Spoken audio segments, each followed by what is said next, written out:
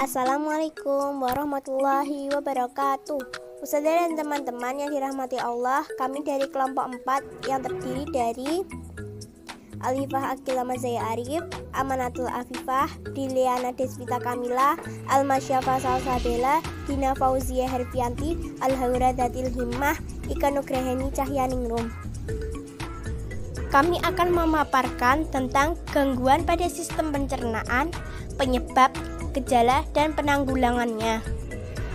Beberapa gangguan pada sistem pencernaan yaitu 1. Mah 2. Apendisitis 3. Konstipasi 4. Karies gigi 5. Hepatitis 6. Diare. Yuk kita simak bersama-sama penjelasannya. Gastritis adalah pembengkakan atau peradangan pada mukosa lambung. Penyebab gastritis diantaranya iritasi, infeksi bakteri Helicobacter pylori, dan tidak keteraturan makan. Gejalanya adalah nyeri di ulu hati, mual, muntah, tidak nafsu makan, kembung, dan penurunan berat badan, dan perih pada perut bagian atas. Apendisitis. Apendisitis adalah terjadinya peradangan atau infeksi pada umbai cacing yang disebut juga dengan appendix. Dalam kasus ringan, penyakit ini dapat sembuh tanpa perawatan. Tetapi sebagian besar kasus ini memerlukan laparotomi, yaitu pemotongan umbai cacing yang terinfeksi. Apabila tidak terawat, penyakit ini dapat mengakibatkan kematian. Penyakit apendisitis dapat dicegah dengan meningkatkan daya imun dengan mengonsumsi makanan yang mengandung banyak vitamin, tidak menunda buang air besar, mengonsumsi air putih, dan menjaga kebersihan makanan. Konstipasi. Konstipasi atau yang biasa disebut sembelit terjadi karena adanya penyerapan air yang berlebihan pada sisa makanan di usus besar. Akibatnya, feses menjadi kering dan keras sehingga sulit dikeluarkan.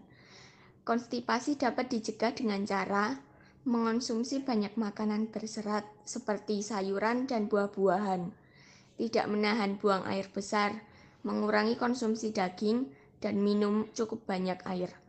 Makanan berserat dan air minum yang cukup akan membantu pergerakan dan melunakkan feses sehingga dapat menghindari terjadinya konstipasi. Karies gigi adalah suatu penyakit kronis yang terjadi pada gigi karena proses perjalanan. Karies gigi terjadi ketika bagian luar gigi terkena asam yang diproduksi bakteri lalu dinetralisasi oleh ludah. Bakteri, asam sisa makanan, dan ludah akan membentuk lapisan lengket yang melekat pada permukaan gigi. Lapisan lengket inilah yang disebut plak. Plak akan terbentuk 20 menit setelah makan. Zat asam dalam plak akan menyebabkan jaringan keras gigi larut, dan terjadilah karies. Hepatitis adalah peradangan pada hati yang disebabkan oleh kebiasaan mengonsumsi minuman beralkohol dan menggunakan obat-obatan berdosis tinggi. Adapun gejala hepatitis antara lain lemah, letih, lesu, nyeri otot, demam, mual, dan nafsu makan berkurang. Ada 3 jenis hepatitis, antara lain hepatitis A, hepatitis B, dan hepatitis D. Nah, jadi teman-teman, ada beberapa cara untuk mencegah penyakit hepatitis ini dengan cara mencuci tangan menggunakan sabun, olahraga teratur, istirahat yang cukup, dan tidak mengonsumsi alkohol. Diare merupakan penyakit yang merangsang penderitaannya untuk buang air besar secara terus-menerus. Selain itu, feses yang dikeluarkan masih mengandung air yang berlebih. Kelainan sistem pencernaan ini bisa disebabkan oleh infeksi bakteri maupun protozoa pada usus besar. Akibat infeksi tersebut, proses penyerapan air di usus besar terganggu sehingga fesesnya menjadi encer.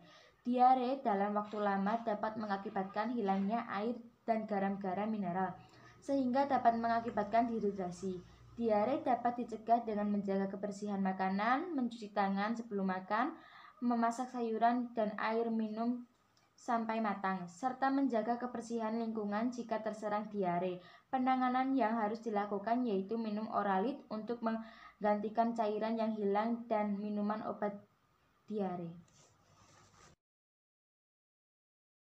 Demikian presentasi dari kelompok 4, kurang lebihnya mohon dimaafkan. Wassalamualaikum warahmatullahi wabarakatuh.